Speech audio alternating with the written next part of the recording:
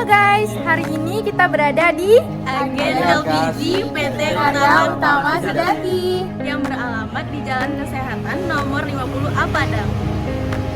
Halo, perkenalkan aku Chania Novita Mawarni dengan NIM 23005320004. Aku Reza Ardiana dengan NIM 2300532028. Aku Salma Yes dengan NIM 230053246. Aku Marsha Farida dengan NIM 23005320004. Saya Adrian Rahman dengan NIM 21005106. Saya Rafki Sabrican dengan NIM 2100512040. Oke, bye-bye. PT Gas Karya Utama Sejati adalah perusahaan yang dipimpin oleh Ibu Putra Dewi yang sudah berjalan hampir 5 tahun. Di mana saat ini perusahaan tersebut memiliki 9 orang karyawan. Berikut wawancara kelompok 3 kepada Ibu Putra Dewi. Jadi pertanyaan pertama itu Bu, bagaimana latar belakang dan motivasi Ibu mendirikan perusahaan Ibu ini? Ibu jelaskan langsung ya. Latar belakang dari PT ini kan PT Gas. Sebelum PT Gas ini berdiri itu dulu minyak tanah. Kemudian dikonversi oleh pemerintah minyak tanah ke gas. Jadi otomatis pangkalan-pangkalan minyak tanah menjadi pangkalan gas dan agen-agen minyak tanah menjadi agen gas. Kenapa Ibu memilih ikut berbisnis gas ini? Kalau berbisnis gas, kalau secara bisnis gas ini tidak ada istilah ruginya karena keuntungan dari gas ini sudah ditentukan oleh pemerintah, berapa untungnya sudah ditetapkan. Jadi dan masyarakat pun tidak ada istilahnya tawar menawar. Jadi kita bekerjanya jelas, hasil yang kita dapat walaupun sedikit tapi tidak ada istilah rugi. Tahun berapa berdirinya? Gas mulai konversi untuk Sumatera Barat dari minyak tanah ke gas itu tahun 2012. Udah hampir 12 tahun. Ya. Baik, langsung saja Bu masuk ke pertanyaan kami mengenai materi yang kami ambil.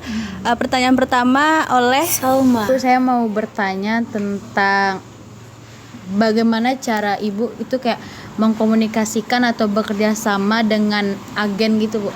Kayak gimana sih cara masuk opor gas itu ke agen gitu? ke pangkalan. Pangkalan. Pangkalan. Posisi untuk pemasaran Ibu terangkan dulu ya, pemasaran dari yang gas ini dari pemerintah itu ada namanya, setelah pemerintah ada agen. Pemerintah itu Pertamina, ada agen, kemudian dari agen ke pangkalan, dari pangkalan baru ke konsumen akhir, maksudnya ke masyarakat. Jadi kalau untuk pemasaran dari agen, yang Ibu kan ada kontrak dengan Pertamina. Misalnya Ibu kontraknya per hari 2 truk, 3 truk. Jadi datang nanti 2 truk, 3 truk. Kemudian Ibu dengan pangkalan-pangkalan itu juga ada kontrak. Jadi baru Ibu antarkan ke pangkalan-pangkalan. Pangkalan ini artinya ini pangkalannya resmi, tidak bisa kemana Ibu suka enggak, tapi udah terdaftar, dia udah tercatat di Pertamina, ada laporan-laporannya, maka ke mereka baru pemasaran-pemasarannya. Baru nanti dari pangkalan ke konsumen.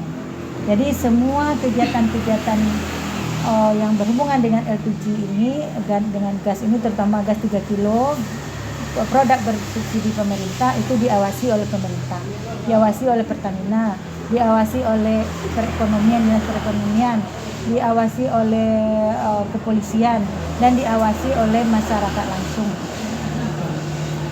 Selanjutnya pertanyaan ketiga dari Marsha. Gini Bu, kan usaha LPG ini kemungkinan besar ada resikonya kan Bu. Ya. Misalkan ya Bu terjadi ledakan, apakah Ibu siap dengan hal itu dan apakah Ibu memperhatikan asuransi karyawan Bu dan bagaimana jaminannya? Kalau untuk resiko, apapun bentuk pekerjaan, apapun bentuk usaha kita pasti ada resiko. Iya, benar. Apalagi seperti gas ini, kata orang-orang, kata masyarakat, kalau kita usaha gas ini sama nyimpan bom di rumah. Tapi sebagai kita punya usaha, kita menyimpan gas dan juga ada aturan-aturannya, kita harus menyiapkan sarana dan prasarana. Seperti di sini ada racun api harus kita siapkan, kemudian gudang yang harus terbuka, tidak tertutup.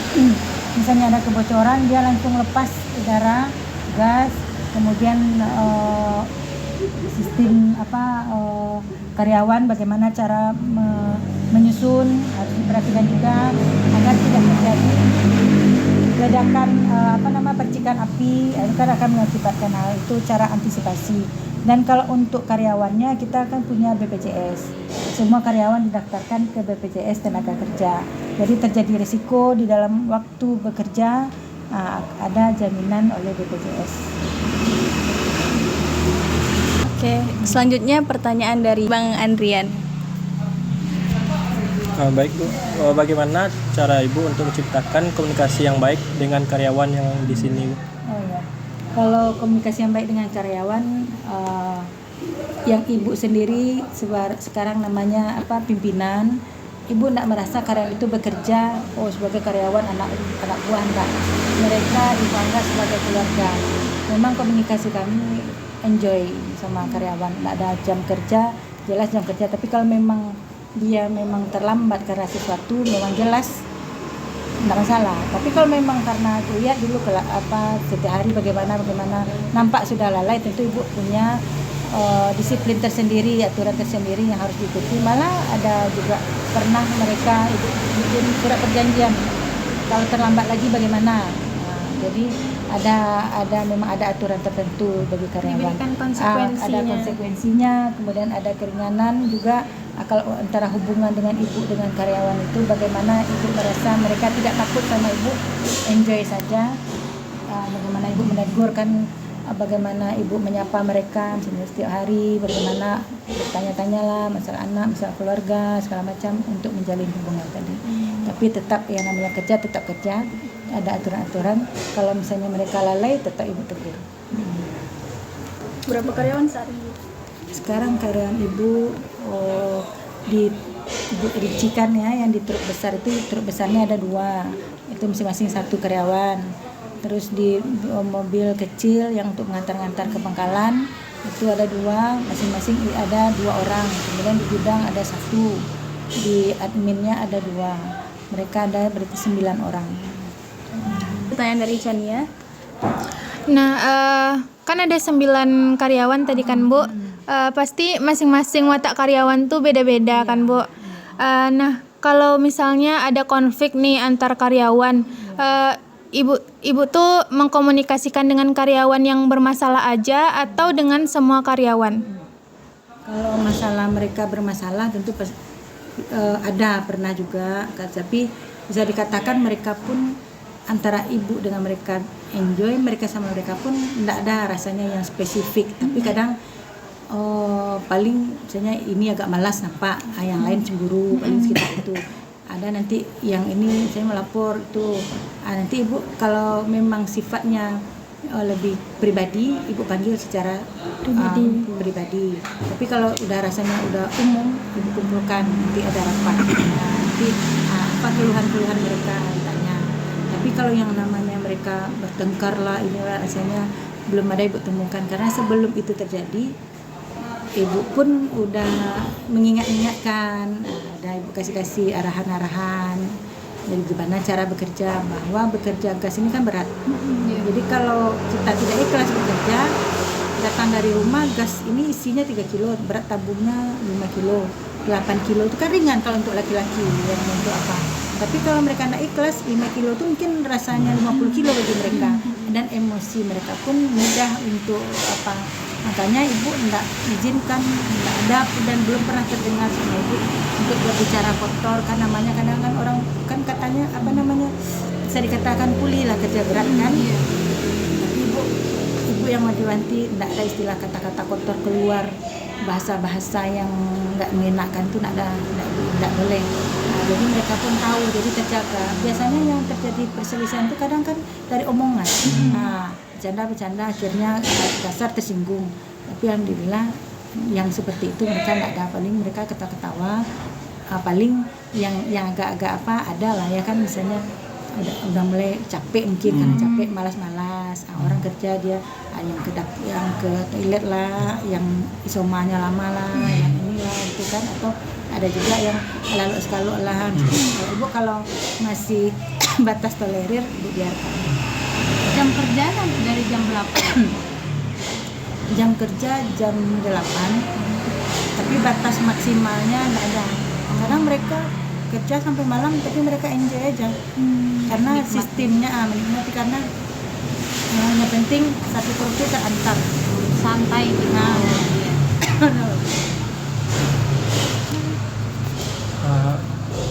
Pertanyaan selanjutnya Bu, bagaimana cara Ibu untuk meningkatkan produktivitas dan kepuasan kerja karyawan di sini? Produktivitas karyawan mungkin kalau dikatakan gaji, mereka ada gaji kan, kemudian ada yang namanya Ibu kasih bonus per hari, jadi mereka tiap hari pulang dapat bonus dan bulanan pun dapat. Itu salah satu untuk memotivasi, jangan mereka libur-libur.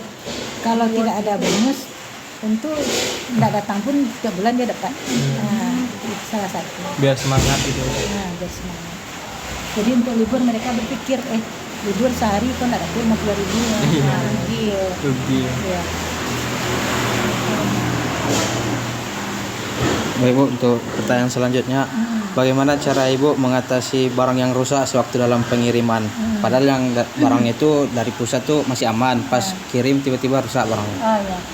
Kalau masalah barang rusak, kita udah ada aturan dari Pertamina. Kalau rusaknya kebocor berarti kan, kalau risikonya belum bocor. Kalau tabung nggak ada, tabung 3 kilo, tabung gasnya yang kempes nggak ada, yang bocor ya. Kalau bocor dari pengisian SPDE namanya itu, kita mengisi kan harusnya 8 kilo. Kalau kita pas sampai di gudang ketemu kita masih 7 kilo, bisa dikembalikan. Tapi kalau sudah 6 kilo tinggal, itu resiko Ibu yang tanggung. Kalau misalnya dari Ibu pun berlakukan ke pangkalan seperti itu. Kalau diantar oleh karyawan Ibu ke pangkalan, kan nanti di pangkalan dia kan ada tuh, kalau dia memang bocor dia bau berbeda. Udah itu aja kerjanya orang tuh tahu. Ada bunyi atau ada bau, dicari kan dapat sumber baunya. Misalnya masih 7 kilo, dia tukar ke kita. Kemudian kita kan dia berkurang terus. Kita mau kembalikan lagi ke pengisian. Tinggal 6 kilo, Ibu yang tanggung. Tapi kalau di pangkalan misalnya masih 7 kilo, dia lambat mengembalikan ke Ibu, kan tinggal 5 kilo, tinggal 6 kilo, dia pula yang tanggung. Nah itu, jadi kalau dia mau ditukar, cepat dia kembalikan, Ibu pun cepat pula kembalikan. Tapi kalau misalnya udah kurang dari 7 kilo, siapa di tangan siapa yang kurangnya itu dia tanggung sendiri.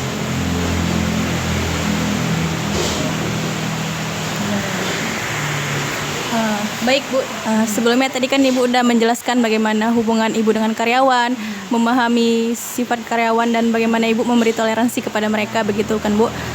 Selanjutnya pertanyaan dari saya Bu, bagaimana sistem pembayaran dari pangkalan ke agen tadi Bu, mengenai sistem pembayaran, bagaimana jika pembayaran mereka itu menunggak, hubungan komunikasi Ibu dengan mereka itu bagaimana? Kalau sistem pembayarannya, kami tidak menerima cash dari pangkalan, tapi Pertamina sudah menyiapkan sistem untuk membayar ini. Jadi mereka menebus langsung ke bank, ada namanya sistemnya NCC. Jadi langsung di sana tertera berapa kontrak yang harus dia bayar, berapa yang harus dia bayar. Misalnya untuk sekali datang 100 tabung, sudah ada di sana dia tebus 100 tabung dengan harga sekian. Tapi kalau dia mau, biar kita dapat banyak, kita tebus jatah 100, kita tebus 150, nggak bisa. Atau dia kurangi tebusnya, berarti kalau dia kurangi tebusnya, berarti gas dia kurang. Jadi dia harus menebus sesuai dengan yang sudah dikontrak, sesuai dikitir namanya itu, jadwal-jadwal dia tebus sistemnya, tidak bayar cash ke kita. Kalau dia tidak tebus, berarti tidak ada sistem ini pembayarannya di bank, berarti tidak keluar sistem di sini untuk diantar ke dia. Tapi sistem pembayaran itu dia 2 hari sebelum pengantaran sudah bisa dia tebus, dan sampai di hari H pengantaran sampai jam 12 malam. Tapi ada memang beberapa pangkalan kadang gini, mungkin terkendala modal atau mungkin stoknya masih ada, belum terjual semua, ini udah datang lagi jadwal, belum ditebusnya di hari H. Tapi kalau yang bisa Ibu percaya, ibu kasih dulu, antar. Bisa dia jual seharian ini kan, nanti sebelum jam 12 baru dia setorkan. Bisa dia kan sistemnya tuh nebusnya di store ke bank, dari pembayarannya dari HP. Udah ada sistem sekarang kan udah canggih. Jadi dia jam 11.55 malam dia bisa store gitu. Tapi kalau orang yang tidak bisa ibu percaya, sebelum datanya masuk, bukti transfernya, bukti bayarnya ada, enggak ibu kirim. Berarti bayar dulu baru bisa dikirim. Ya, tapi kan ada juga belum dibayar, tapi udah ibu kirim sekali. Kalau bisa dipercaya, artinya kan dia jujur, nanti memang dia apa. Ada juga misalnya udah dikirim, sampai malam dia enggak bayar. Padahal sistem itu akan diawasi pembayarannya bagaimana. Ada juga itu satu-satu. Ada 2 hari enggak juga dikirim. Itu berarti orangnya tidak bisa dipercaya. Besoknya ibu nak kasih lagi. Sebelum ada bukti, belum dikirim. Apakah itu langsung putus kontrak, Bu? Belum. Kalau putus kontrak itu ada lagi aturan-aturannya. Kalau dia menyalahi aturan, apalagi aturan dari Pertamina, baru bisa diputus kontrak. Selanjutnya pertanyaan dari siapa lagi? Salma. Yang pertanyaan Salma udah sama Bang Andri udah dijawab sama Ibu. Yang gimana cara Ibu tuh kayak bos sama karyawan tuh enjoy aja gitu. Oke. Itu kan terdengar tua, dia ribut-ribut ya. Iya. Sebenarnya sama kayak anak sama ibu. Kadang dia nyanyi. Keluarga. Dan mereka pun kadang kebanyakan ada juga yang ada hubungan keluarga, mereka kan sambil membantu keluarga. Sementara kan keluarga ibu ada banyak yang butuh pekerjaan. Di pekerjaan kan sekarang susah. Ada juga yang orang tua. Jadi bagaimana mereka aman, enjoy lah sekarang. Kerjaan kan berat ya. Jam kerja malah ada jam sekarang yang 10 ibu pulang yang marah tuh. Pulang aja. Malah candu kerja ya, Bu? Iya. Soalnya gini, dia sistemnya kan satu truk tuh harus diantar semua. Nggak diantar besok kan dia juga yang mengantar. Ini dia selesaikan hari ini. Tapi kalau misalnya sistemnya nggak terantar, besok nggak dia antar, mungkin lah. Jadi tanggung jawab tuh pokoknya terantar. Berarti kerja sama tim di sini udah sesuai dengan apa yang Ibu harapkan atau masih ada yang ditingkatkan lagi, Bu? Kalau yang namanya sesuai diharapkan tentu tidak mungkin lah 100% apa yang Ibu harapkan tercapai, pasti tidak. Jadi pengertian Ibu aja lagi. Kalau Ibu harapkan mungkin cepat terantar, nanti dia pulang gitu kan. Tapi kan kendala-kendala ini selalu ada. Kadang gas ini mau diantar ke pangkalan si A, ternyata tabung kosong si A ini belum ada. Itu kan salah satu kendala.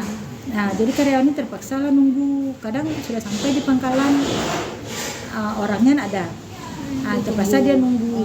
Entah iya, ibu tuh nggak bisa pulang. Dikatakan nggak percaya, ibu harus percaya. Dikatakan ibu percaya, bisa saja. Mereka entah kemana beloknya dulu, tidur dulu kan. Jadi itu lapang-lapang aja, nggak jadi masalah. Kalau enggak tuh pusing pula jadi pimpinan kan. Jadi kita menghadapi itu ya kita di kepercayaan tadi juga. Kadang dia ngantar cuma di depan TVRI-nya. Kenapa lama? Kalau ibu jadikan masalah semua kan ibu pusing sendiri, nggak bisa ibu segendut ini kan kurus ibu ya. Misalnya kan entah di mana dia entah tidur dia di lapangan itu entah nonton bola dia dulu nggak tahu kita kan. Tapi yang penting dia satu truk tuh terantar. Berarti selagi nggak merugikan nggak apa-apa ya, Bu? Nggak merugikan ya nggak salah. Pokoknya barang itu diantar. Jadi penting kerjanya siap. Kalau dia cepat kan cepat dia pulang. Kalau dia memang itu lama dia pulang. Jadi ibu itu cepat pulang, cepat datang katanya. Nanti lambat. Nanti pangkalan-pangkalan tuh kadang minta cepat. Namanya dia mau jualan kan. Ntar kita duluan Bu, ntar kita ini dulu kan karyawan tuh. Kadang nak tunggu karyawan tunggu.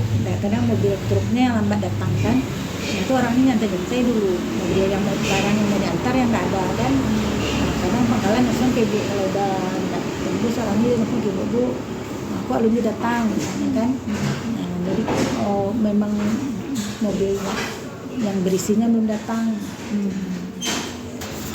Baru kemudian Bu, bagaimana sewaktu ingin memasarkan gas ke pangkalan Bu terdapat salah hitung? Itu berdampak pada pembukuan. Oh saya hitung. Kalau gas ini dia kan dia besar-besar, nggak terlalu susah menghitungnya. Dan karena di mobil udah dirancang sepas-pas, deret ke depan, deret ke belakang, tingkatan mudah ngitungnya. Jadi pengantaran pun satu truk itu tingginya segini berarti barangnya segini. Untuk kesalahan dalam penghitungan agak kecil.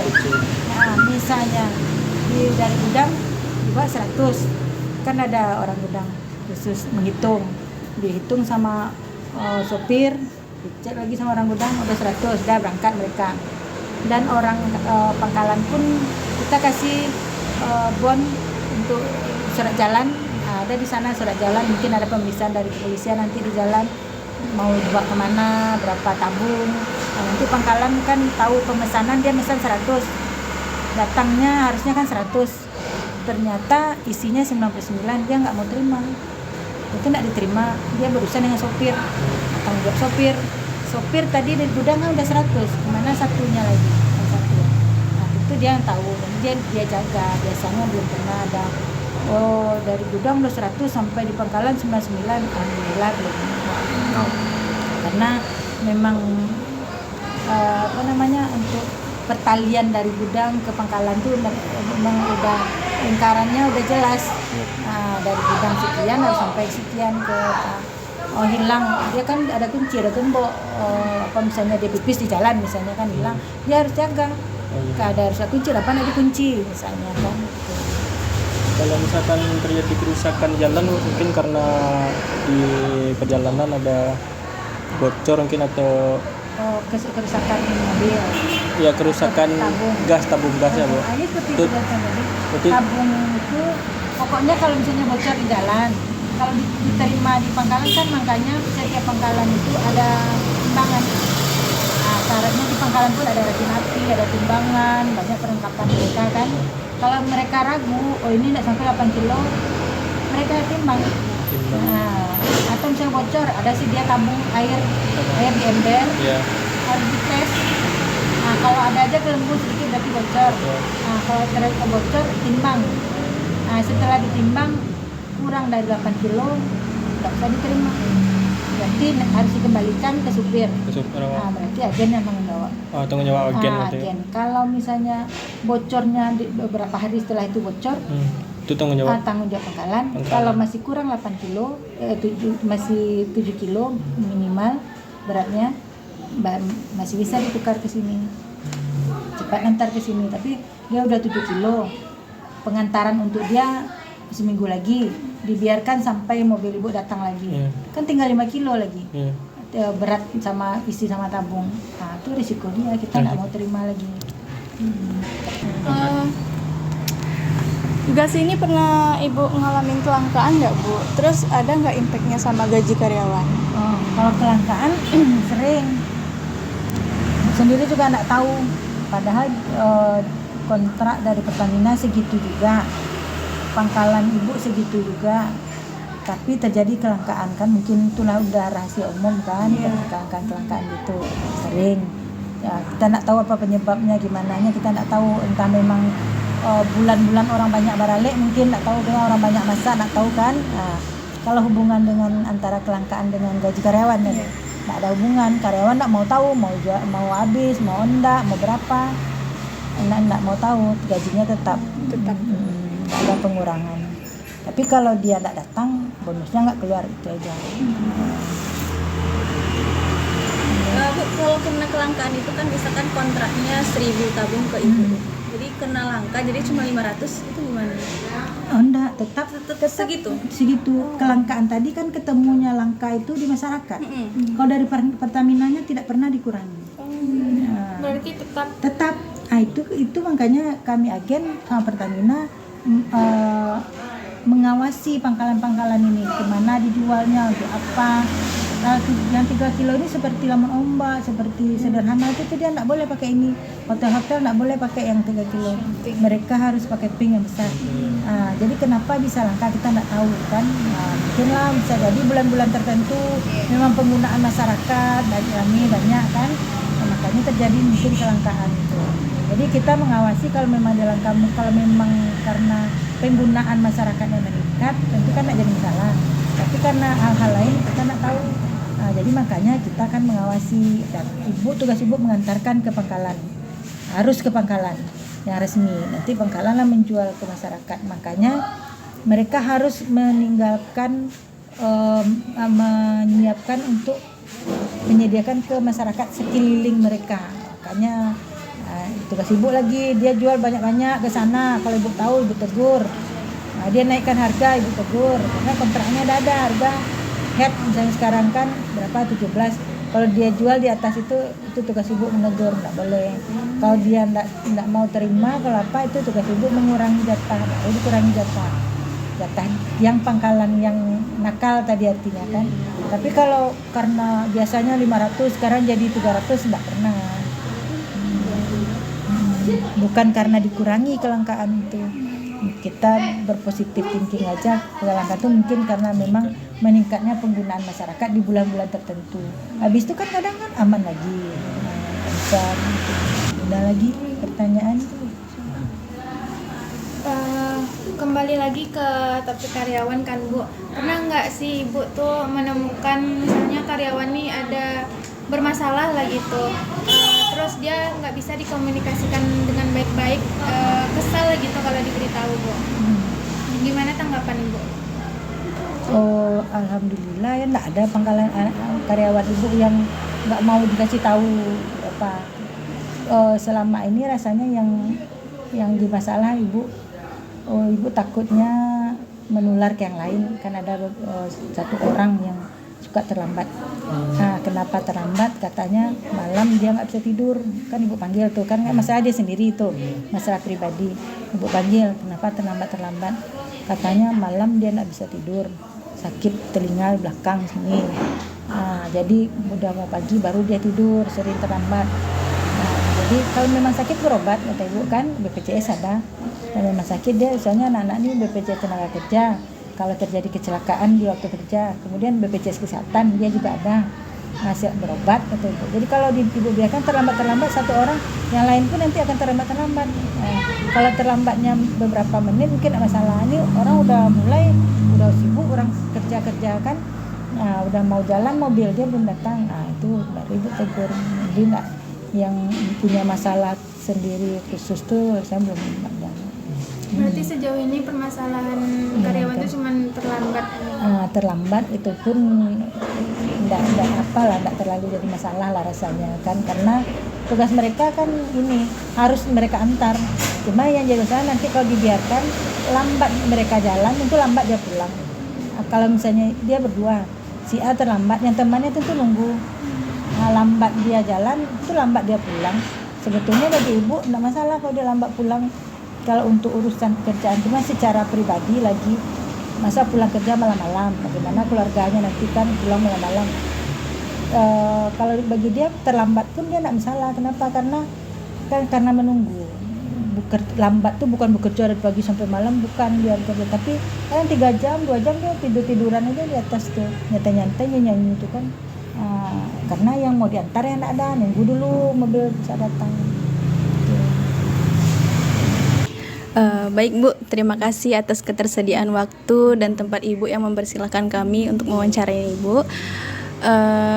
Sekian wawancara kami terhadap Ibu. Harapannya semoga dari wawancara kami kepada Ibu membuahkan hasil yang maksimal ya Bu. Amin. Bermanfaat apa yang Ibu terangkan. Kalau misalnya ada yang kurang jelas, nanti kalau apa boleh hubungi Ibu lagi. Semoga tugasnya diterima dengan baik oleh dosen, kasih nilai A. Amin. 5 plus.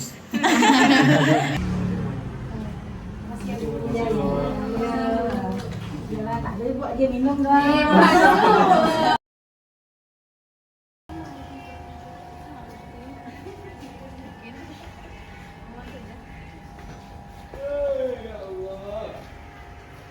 Dadah.